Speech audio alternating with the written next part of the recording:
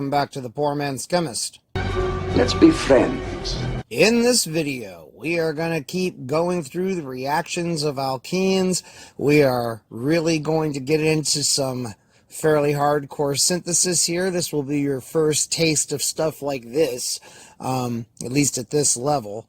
So strap in, kiddies. Here we go. I'm gonna bust a nut up in this bitch right now! And as usual, before we get started, if you are enjoying this series and are learning something from it, please, I beg you, consider supporting it.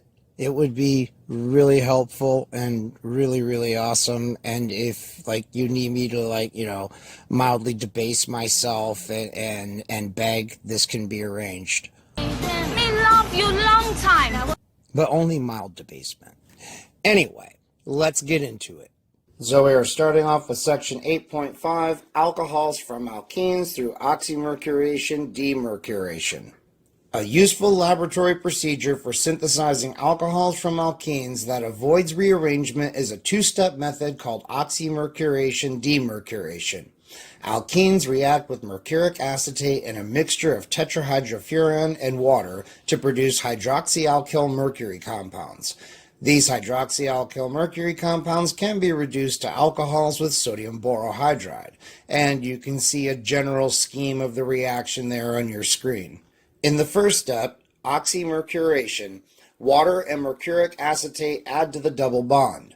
In the second step, demercuration, sodium borohydride reduces the acid oxymercury group and replaces it with hydrogen.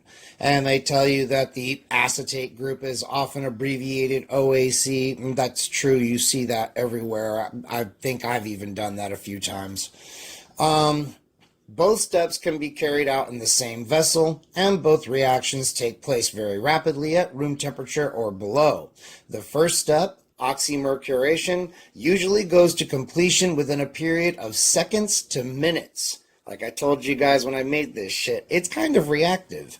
The second step, demercuration, normally requires less than an hour. The overall reaction gives alcohols in very high yields, usually greater than 90%.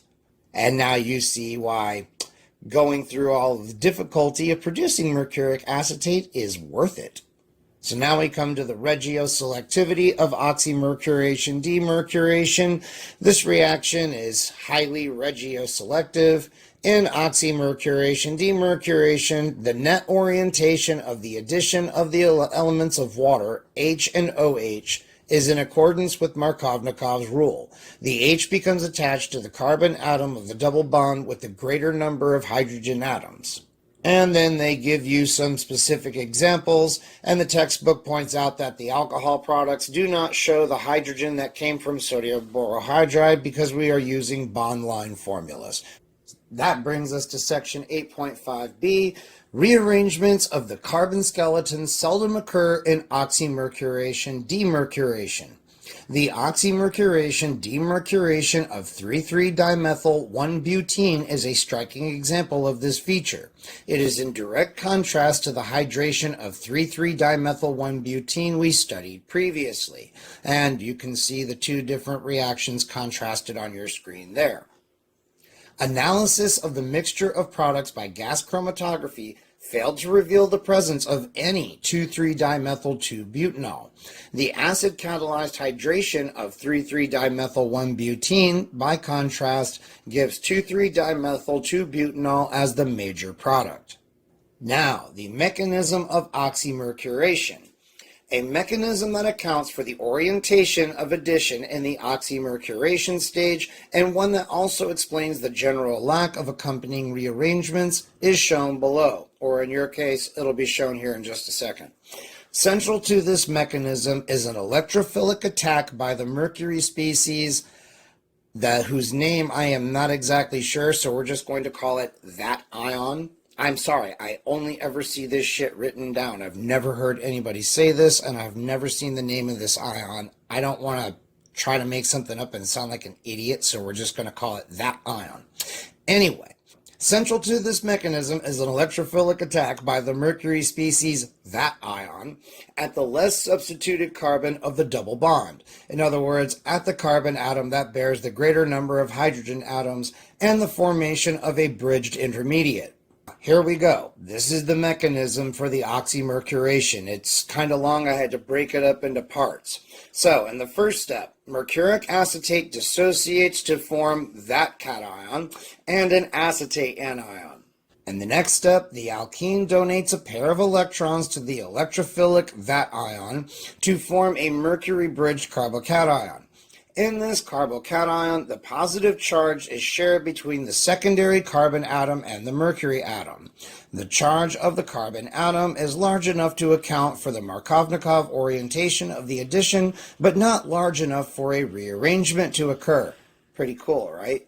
In the next step, a water molecule attacks the carbon of the bridged mercurinium ion that is better able to bear the partial positive charge. Finally, an acid-base reaction transfers a proton to another water molecule or to an acetate ion. This step produces the hydroxyalkyl mercury compound. Calculations indicate that mercury-bridged carbocations, termed mercurinium ions, such as those formed in this reaction, retain much of the positive charge on the mercury moiety, which is chemistry speak for part. Only a small portion of the positive charge resides on the more substituted carbon atom. The charge is large enough to account for the observed Markovnikov addition, but it is too small to allow for the usual rapid carbon skeleton rearrangements that take place with more fully developed carbocations. Although attack by water on the bridged mercurinium ion leads to anti-addition of the hydroxyl and mercury groups, the reaction that replaces mercury with hydrogen is not stereo-controlled. It likely involves radicals, so as usual, it says to see Chapter 10, which we're getting to it. This step scrambles the overall stereochemistry. This is also why they're not showing you a mechanism for the demercuration step, only the oxymercuration step. The net result of an oxymercuration demercuration is a mixture of syn and anti-addition of H and OH to the alkene. As already noted, oxymercuration demercuration takes place with Markovnikov regiochemistry. Okay, now this is pretty cool. I like this reaction. When an alkene is treated with mercuric trifluoroacetate and THF containing an alcohol, the product is an alkoxyalkyl mercury compound. Treating this product with sodium borohydride and hydroxide results in the formation of an ether. When a solvent molecule acts as the nucleophile in the oxymercuration step, the overall process is called Solvomercuration Demercuration. And you can see a general scheme of that reaction there. Pretty fucking cool trick, right? That brings us to section 8.6, alcohols from alkenes through hydroboration oxidation, which gives us anti-Markovnikov synhydration. Anti-Markovnikov hydration of a double bond can be achieved through the use of diborane or a solution of borane and tetrahydrofuran. The addition of water is indirect in this process, and two reactions are involved. The first is the addition of a boron atom and hydrogen atom to the double bond, called hydroboration. The second is oxidation and hydrolysis of the alkyl borane intermediate to an alcohol and boric acid. The anti-Markovnikov regiochemistry of the addition is illustrated by the hydroboration oxidation of propene, which you can see there. Hydroboration oxidation takes place with syn stereochemistry as well as anti-Markovnikov regiochemistry. This can be seen in the following example with 1-methylcyclopentene. In the following sections, we shall consider details of the mechanism that lead to the anti-Markovnikov regiochemistry and syn stereochemistry of hydroboration oxidation. And unfortunately, while this is a really cool trick, this one's going to be a little harder to pull off on your own, just because the reagents for this are more dangerous and harder to obtain. or synthesize. Still, it is vital that you know about this so that you can figure out a way around those limitations. Hydroboration of an alkene is the starting point for a number of useful synthetic procedures, including the anti-Markovnikov synhydration procedure we have just mentioned. Hydroboration was discovered by Herbert C. Brown of Purdue University, and it can be represented in its simplest terms as the following equation. Hydroboration can be accomplished with diborane, which is a gaseous dimer of borane, or more conveniently with a reagent prepared by dissolving diborane in THF. When diborane is introduced to THF, it reacts to form a Lewis acid-base complex of borane, the Lewis acid, and THF. The complex is represented as BH3 and THF. Solutions containing the BH3-THF complex can be obtained commercially. Hydroboration reactions are usually carried out in ether solvents such as diethyl ether or some higher molecular weight ether such as diglyme, which is diethylene glycol dimethyl ether. This is just a high molecular weight ether. You see it used in all kinds of things. Great care must be used in handling diborane and alkyl boranes because they ignite spontaneously in air with a green flame. The solution of BH3-THF must be used in an inert atmosphere like argon or nitrogen and with care. So yeah, this shit's a little pyrophoric. You would want to be real careful with it. Now, 8.7a, mechanism of hydroboration. When a terminal alkene, such as propene or safrole, is treated with a solution containing BH3-THF, the boron hydride adds successively to the double bonds of 3 molecules of the alkene to form a trialkyl borane. In each addition step, the boron atom becomes attached to the less substituted carbon atom of the double bond, and a hydrogen atom is transferred from the boron atom to the other carbon atom of the double bond. Hydroboration is regioselective and it is anti-Markovnikov. The hydrogen atom becomes attached to the carbon atom with fewer hydrogen atoms. Other examples that illustrate the tendency for the boron atom to become attached to the less substituted carbon atom are shown here. The percentages designate where the boron atom becomes attached. These percentages, indicating where boron becomes attached in reactions using these starting materials, illustrate the tendency for boron to bond at the less substituted carbon of the double bond. This observed attachment of boron to the less substituted carbon atom of the double bond seems to result in part from steric factors. The bulky boron-containing group can approach the less substituted carbon atom more easily. In the mechanism proposed for hydroboration, the addition of BH3 to the double bond begins with a donation of pi electrons from the double bond to the vacant p orbital of BH3. In the next step, this complex becomes the addition product by passing through a 4-atom transition state in which the boron atom is partially bonded to the less substituted carbon atom of the double bond and 1 hydrogen atom is partially bonded to the other carbon atom. As this transition state is approached, electrons shift in the direction of the boron atom and away from the more substituted carbon atom of the double bond. This makes the more substituted carbon atom develop a partial positive charge, and because it bears an electron-releasing alkyl group, it is better able to accommodate this positive charge. Thus, electronic favors also favor the addition of boron at the least substituted carbon. Overall, both electronic and steric factors account for the anti-Markovnikov orientation of the addition. Alright, so here is the mechanism for hydroboration. Addition takes place through the initial formation of a pi complex, which changes into a cyclic 4-atom transition state with the boron adding to the less hindered carbon atom. The dashed bonds in the transition state represent bonds that are partially formed or partially broken. The transition state results in syn addition of the hydrogen and boron group, leading to an alkyl borane. The other BH bonds of the alkyl borane can undergo similar additions, leading finally to a trialkyl borane.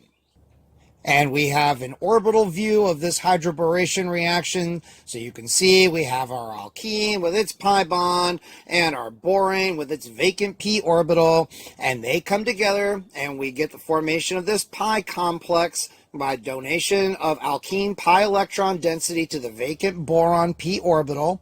That leads to our 4-atom concerted transition state, which results in syn addition. And by concerted, they mean basically all this is happening at once. And that finally results in the syn addition of hydrogen and boron. Pretty cool, right? Okay, that brings us to 8.7b, the stereochemistry of hydroboration. The transition state for hydroboration requires that the boron atom and the hydrogen atom add to the same face of the double bond. We can see the results of a syn addition in our example involving the hydroboration of 1-methylcyclopentene.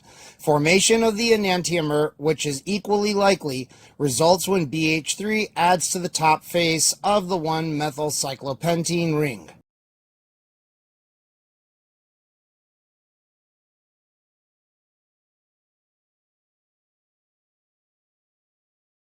And now on to 8.8. Oxidation and hydrolysis of alkyl boranes.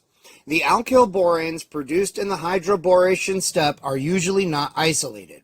They are oxidized and hydrolyzed to alcohols in the same reaction vessel by the addition of hydrogen peroxide in an aqueous base. The oxidation and hydrolysis steps take place with retention of configuration at the carbon initially bearing boron and ultimately bearing the hydroxyl group. We shall see how this occurs by considering the mechanisms of oxidation and hydrolysis. Alkyl borane oxidation begins with addition of a hydroperoxide anion to the trivalent boron atom. An unstable intermediate is formed that has a formal negative charge on the boron. Migration of an alkyl group with a pair of electrons from the boron to the adjacent oxygen leads to neutralization of the charge on boron and displacement of a hydroxide anion. The alkyl migration takes place with retention of configuration at the migrating carbon. Repetition of the hydroperoxide anion addition and migration steps occur twice more until all of the alkyl groups have become attached to oxygen atoms, resulting in a trialkyl borate ester. The borate ester then undergoes basic hydrolysis to produce 3 molecules of the alcohol and an inorganic borate anion. Alright, so you can see we've got our mechanism here for the oxidation of trialkyl boranes. So we start with our trialkyl borane and our hydroperoxide ion. The boron atom accepts an electron pair from the hydroperoxide ion to form an unstable intermediate. An alkyl group migrates from boron to the adjacent oxygen atom as a hydroxide ion departs. The configuration at the migrating carbon remains unchanged. That gives us our borate ester. Now, we hydrolyze that fucker. We have our trialkyl borate ester. Hydroxide anion attacks the boron atom of the borate ester. An alkoxide anion departs from the borate anion, reducing the formal charge on boron to 0. Proton transfer completes the formation of one alcohol molecule. The sequence repeats until all 3 alkoxy groups are released as alcohols and inorganic borate remains. Pretty cool shit, right? Hoping nobody's head's ready to explode with all of this. Alright, 8.8a, Regiochemistry and Stereochemistry of alkyl borane oxidation and hydrolysis. Hydroboration oxidation reactions are regioselective. The net result of hydroboration oxidation is anti-Markovnikov addition of water to an alkene. As a consequence, hydroboration oxidation gives us a method for the preparation of alcohols that cannot normally be obtained through the acid-catalyzed hydration of alkenes or by oxymercuration demercuration. For example, the acid-catalyzed hydration or oxymercuration demercuration of 1-hexene yields 2-hexanol, the Markovnikov addition product. In contrast, hydroboration oxidation of 1-hexene yields 1-hexanol, the anti-Markovnikov product. Hydroboration oxidation reactions are stereospecific. The net addition of H and OH is syn, and if chirality centers are formed, their configuration depends on the stereochemistry of the starting alkene. Because the oxidation step in the hydroboration oxidation synthesis of alcohols takes place with retention of configuration, the hydroxyl group replaces the boron atom where it stands in the alkyl boron compound. The net result of the two steps, hydroboration and oxidation, is the syn addition of H and OH. We can review the anti-Markovnikov and syn aspects of hydroboration oxidation by considering the hydration of 1-methylcyclopentene, which we've already seen. Section 8.9 is a summary of the alkene hydration methods. I think this section could be extremely useful for those of you that are studying this, but this is in the textbook. I mean, it's just a summary of everything we've talked about in this video and the last video, so I'm not going to go over it and beat a dead horse, since you could always just watch the video again, or conversely, try reading the textbook. And that brings us to section 8.10, Protonolysis of alkyl boranes. Heating an alkyl borane with acetic acid causes cleavage of the carbon-boron bond and replacement with hydrogen. Protonolysis of an alkyl borane takes place with retention of configuration. Hydrogen replaces boron where it stands in the alkyl borane. The overall stereochemistry of hydroboration protonolysis, therefore, is syn, like that of the oxidation of alkyl boranes. Hydroboration followed by protonolysis of the resulting alkyl borane can be used as an alternative method for hydrogenation of alkenes, although catalytic hydrogenation is a more common procedure.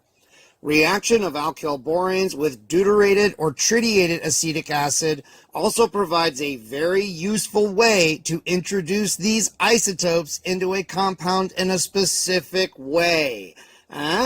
Pretty neat. So you can use this shit to isotopically label a compound. Pretty fucking cool. Isn't that awesome, guys? In just these two methods, you have acquired a fuck ton of synthetic power, and it's given you a whole lot to think about. And I think this is a good stopping point. We're going to pick it up next time here in section 8.11 with the electrophilic addition of bromine and chlorine to alkenes.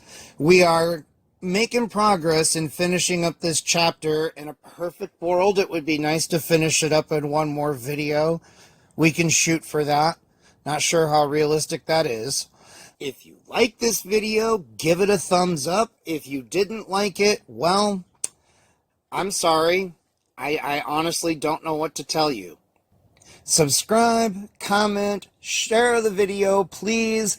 Pretty please donate a few dollars. That would be absolutely fucking awesome. Eat you $15. And until the next one, you guys, I will see you later.